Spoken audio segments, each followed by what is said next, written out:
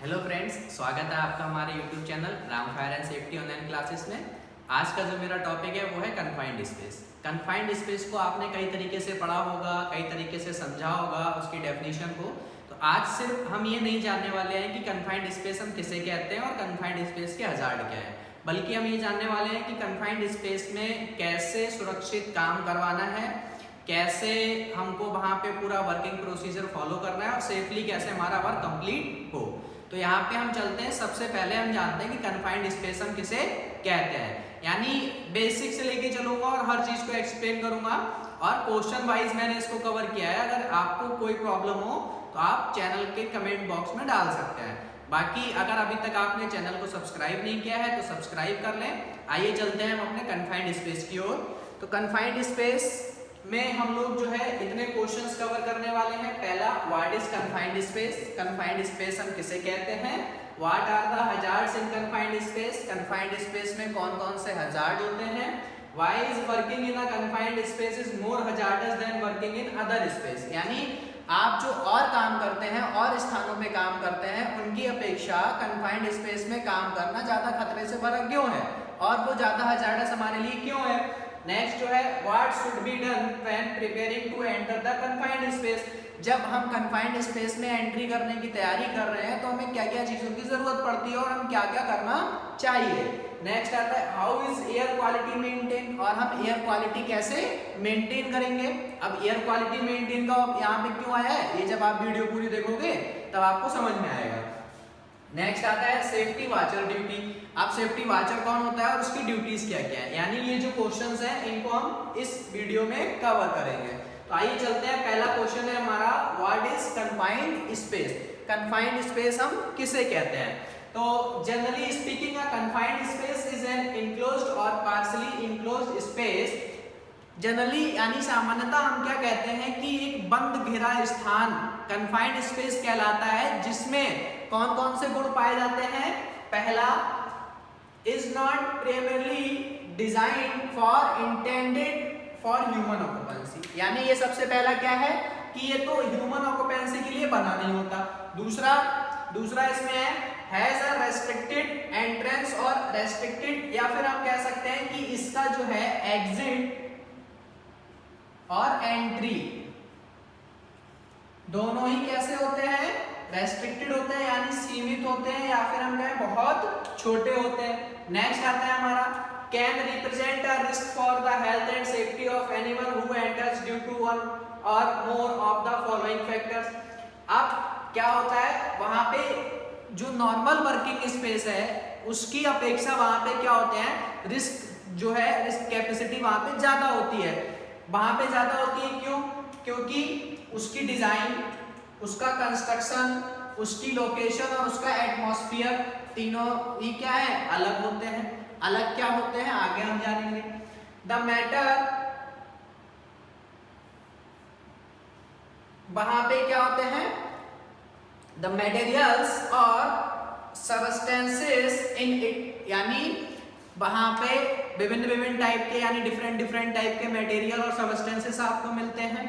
एक ही जगह में आपको कई तरीके के मिलते हैं। Work activities being carried out in it और द, वहां पे जो वर्किंग, देखिए इसको अगर पॉइंट को समझना है, work activities being carried out in it, वहां हमें क्या होता है कि बंद स्थान में काम करना होता है, वो भी हमारे लिए इसी की वजह से क्या होता है, रिस्क ज्यादा होता है। Mechanical process and safety hazards present, mechanical process भी होता है और सेफ्टी हजार्ड भी वहां पे, यानी मैकेनिकल हजार्ड, प्रोसेस हजार्ड और सेफ्टी हजार्ड वहां पे क्या होते हैं, प्रेजेंट होते हैं। अब यहाँ पे आपने आगे चलते हैं। कन्फाइंड स्पेस, अभी आपको बहुत इजीली वे में अभी एक छोटी सी ट्रिक में समझाऊंगा कुछ चीजें। Confined space can be below और अबव ग्राउंड, यानी कन्फाइंड स्पेस जो है हमारे दिमाग में सिर्फ ये ना रहे कि कन्फाइंड स्पेस क्या होता है, जमीन के अंदर ही होगा, ऐसा कुछ भी नहीं है। कन्फाइंड स्पेस जमीन के नीचे और जमीन के ऊपर दोनों जगह पाया जाता है, ठीक है। कैसे, अब देखिए जो ट्रक का टैंकर होता है वो भी हमारे लिए कन्फाइंड स्पेस है और जो सीवर लाइन है वो भी हमारे लिए एक कन्फाइंड स्पेस है, यानी जमीन के ऊपर भी और जमीन के नीचे भी है। नेक्स्ट आता है, A confined space despite its name is not necessarily small. ये जरूरी नहीं है कि छोटा हो। एग्जाम्पल ऑफ कन्फाइंड स्पेस जैसे कि silos, vats and hoppers, utility बॉल्स, tanks, sewer, pipe, access shaft, ये सब क्या है? ट्रक और रेल के टैंक, कार, एयरक्राफ्ट के विंग्स, ये सब क्या है? डिचेस, ट्रेंचेस, ये सब हमारे क्या है? कन्फाइंड स्पेस के एग्जाम्पल हैं। अब यहाँ पे कन्फाइंड स्पेस की जो हमने कंडीशन बताई थी, देखिए कुछ दिखता कैसा है कन्फाइंड स्पेस, मैं इसको भी दिखा देता हूँ। ये हमारा एक कन्फाइंड स्पेस है। अब हमने जो कंडीशन पढ़ी, देखिए इस पे लागू करते हैं। हमने कहा कि ये ह्यूमन ऑक्यूपेंसी के लिए नहीं होता है, पहला। अब देखिए क्या आप इसमें इजीली वर्क कर सकते हैं, यानी कोई ह्यूमन इजीली वर्क कर सकता है? नहीं कर सकता है। दूसरा पॉइंट हमने क्या कहा, इसका एंट्री और एग्जिट लिमिटेड होते हैं या फिर रेस्ट्रिक्टेड होते हैं, है कि नहीं है? ठीक है। तीसरा, यहां का जो एटमॉस्फेयर होता है वो चेंज होता है। क्या होता है? देखिए सबसे पहले एटमॉस्फेयर के लिए हमको एयर को जानना पड़ेगा। आप एयर जानते हैं। एयर क्या होता है? एक मिक्सचर ऑफ गैसेस है। इसमें 78% हमारा क्या होता है? नाइट्रोजन, 21% हमारा क्या होता है? ऑक्सीजन, और 1% क्या होता है? हमारी अदर गैसेस होती हैं। अब देखिए ये जो मिक्सचर है ये हमारा कहलाता है एयर। अब ऐसा एटमॉस्फेयर हमें खुले एनवायरनमेंट में तो मिल जाता है, लेकिन क्या हमें इसके अंदर मिलेगा? नहीं मिलेगा। क्यों? क्योंकि यहाँ पे जो इसका नेचुरल वेंटिलेशन है, क्या है? नेचुरल वेंटिलेशन है, वो सफिशिएंट नहीं है इस रेशियो को कवर करने के लिए। यानी यहाँ पे हमें क्या होगा? हो सकता है यहाँ पे ऑक्सीजन की मात्रा हमको कम मिले, हो सकता है हमको इन गैसेस के अलावा हजार्डस गैसेस मिले, टॉक्सिक गैसेस मिले, है ना? ये सारी गैसें हमको यहाँ पे मिल सकती है। यानी यहाँ पे एटमॉस्फेयर क्या होता है? चेंज होता है। नॉर्मल वर्किंग जो कंडीशन होती है उससे डिफरेंट होता है ना। फिर इसमें क्या होता है? इसके अंदर जो व्यक्ति काम करता है उसको देखिए वो मैकेनिकली वर्क करेगा तो वहां पे मैकेनिकल हजार्ड होता है। अब दूसरा क्या है कि यहाँ पे जब वो काम कर रहा है और यहाँ पे इन गैसों की क्या है? उपस्थिति है, प्रेजेंट है, तो presence of this hazardous gases, यानी इन गैसेस की वजह से क्या होता है? वहां पे सडनली चेंज होता है, यानी अचानक क्या होते हैं? इसकी एटमॉस्फेरिक चेंजेस आते हैं। यानी इसमें धीरे धीरे काम जो प्रोसेस वर्क होता है या जिस प्रोसेस को हम फॉलो कर रहे हैं उसकी वजह से इसका एटमॉस्फेयर क्या होता है? चेंज होता रहता है। उससे हर समय हमें क्या होता है? एक नया हजार्ड मिलता है। तो यहाँ पे हमने जाना, अब इसके एग्जाम्पल मैंने अभी बताए थे, सीवर लाइन हो गया, पाइप हो गए, एयरक्राफ्ट के विंग हो गए, टैंकर हो गए। टैंक्स जो होते हैं हमारे ट्रक और रेल दोनों के, ये हमारे क्या हो गए?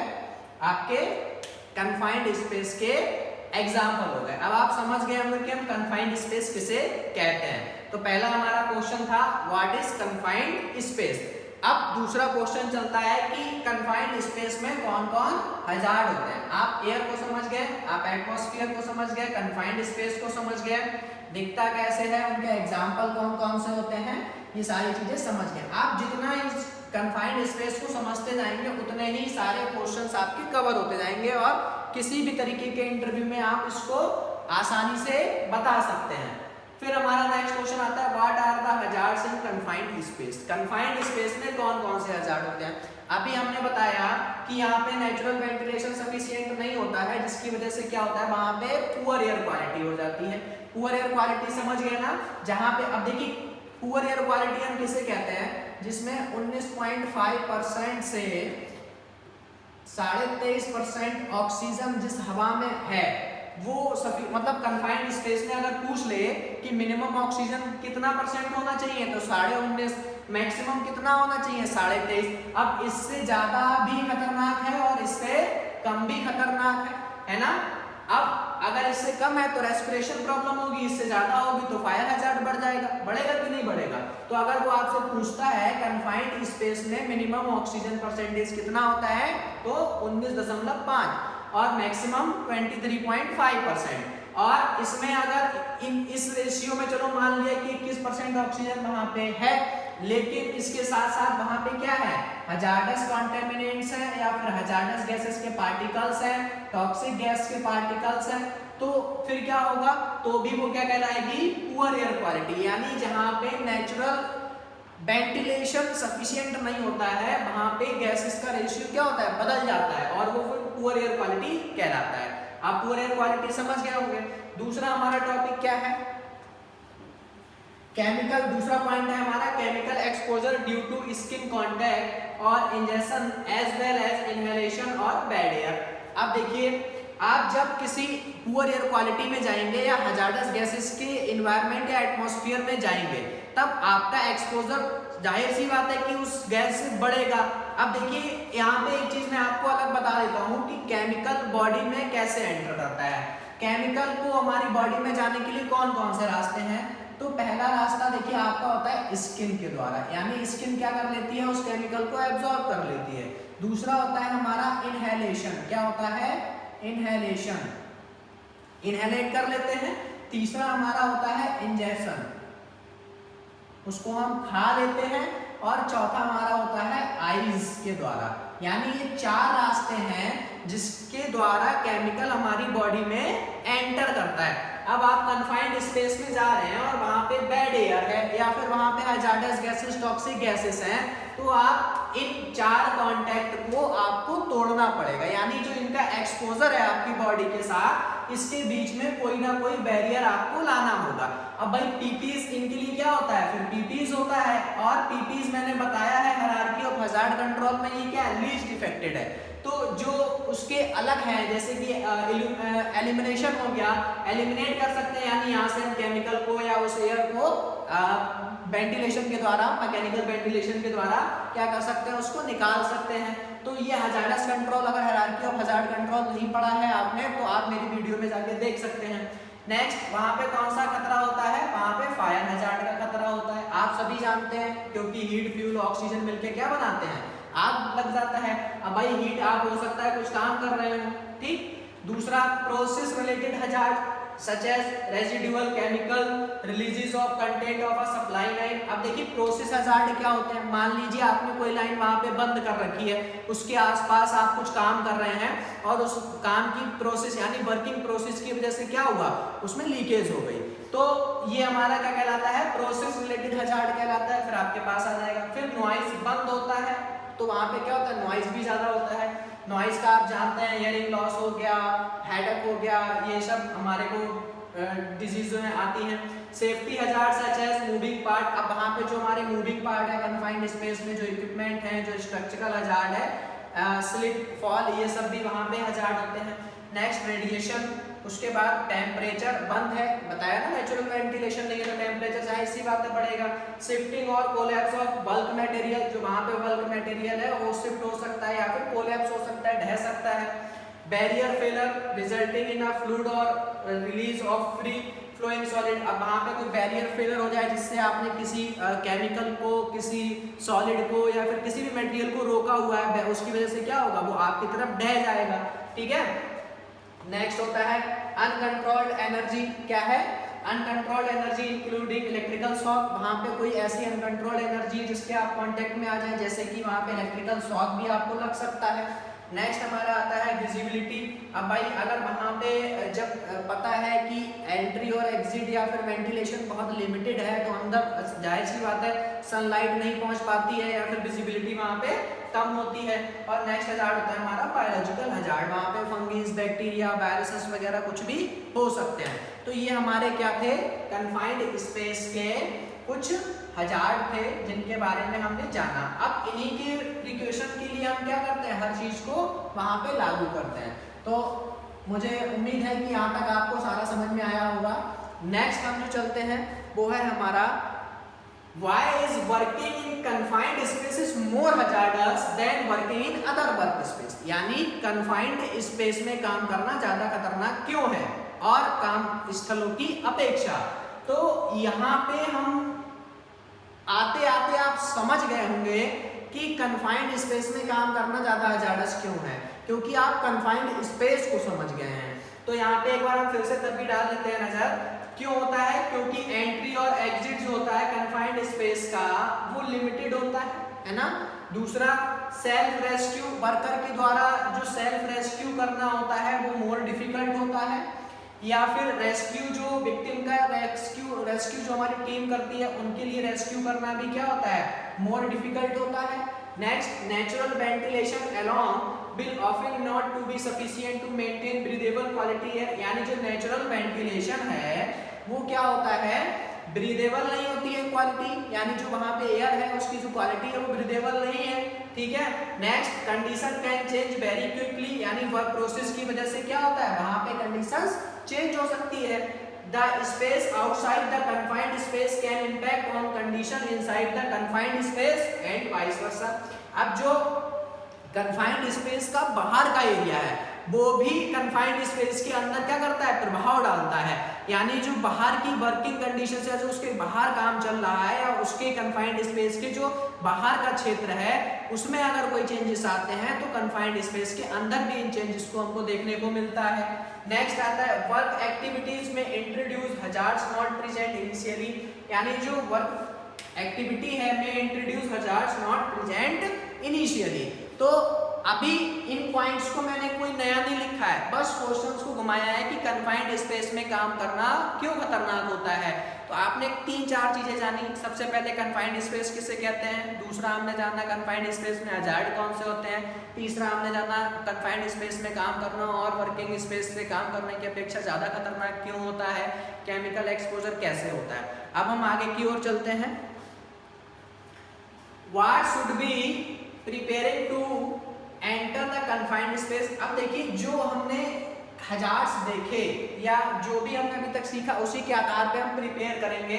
सबसे पहले कन्फाइंड स्पेस में एंट्री करने से पहले, यानी before to entering any confined space a trained and experienced person.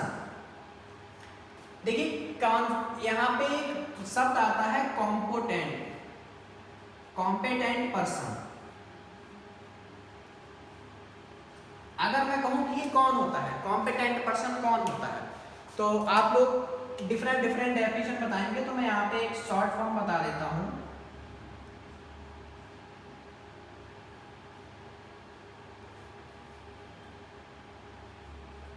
Competent person होता है जो ट्रेंड हो, जिसमें एबिलिटी हो उस वर्क की, जिसके पास नॉलेज हो उस काम की, यानी एजुकेशन लिया हो और एक्सपीरियंस हो।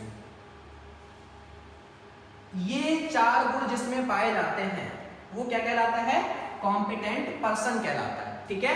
तो यहाँ पे क्या है, trained and experienced person should be identify and evaluate all the potential hazard, यानी कन्फाइंड स्पेस में एंट्री करने से पहले किसी कॉम्पिटेंट पर्सन के द्वारा उसमें पाए जाने वाले पोटेंशियल हजार्ड जो हैं उनका हमें क्या कराना है, आइडेंटिफिकेशन कराना है, उसको आइडेंटिफाई करना चाहिए, पहला पॉइंट। दूसरा, एयर क्वालिटी टेस्टिंग। अब भाई एयर क्वालिटी टेस्टिंग कैसे होती है, एयर क्वालिटी को कैसे टेस्ट किया जाता है, आगे चलते हैं।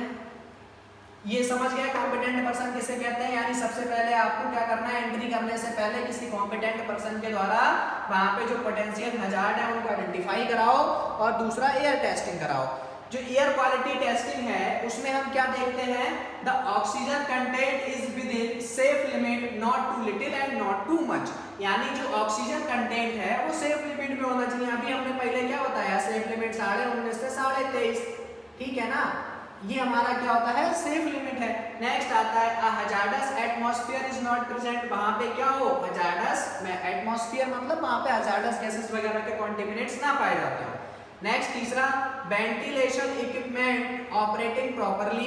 अब देखिए क्या होता है, वहां पे नेचुरल वेंटिलेशन तो सफिशिएंट होता नहीं है। यहाँ समझ लीजिए वेंटिलेशन कितने टाइप का है, 2, एक होता है नेचुरल और एक होता है मैन मेड, या फिर हम जिसको आर्टिफिशियल कहते हैं। तो वहां पे नेचुरल तो सफिशिएंट है नहीं, तो हम वहां पे क्या लागू करते हैं, मैन मेड लागू करते हैं। तो उसको भी हमें चेक कर लेना चाहिए कि वो प्रॉपर्ली ऑपरेट कर रहा है, वो प्रॉपर्ली वर्क कर रहा है या नहीं कर रहा है। Next, the result of test for these hazards are to be recorded on the entry permit. और ये जो आप टेस्ट कर रहे हैं ये किसी जो हमारा एंट्री परमिट है उस पर क्या होने चाहिए, रिकॉर्ड होने चाहिए।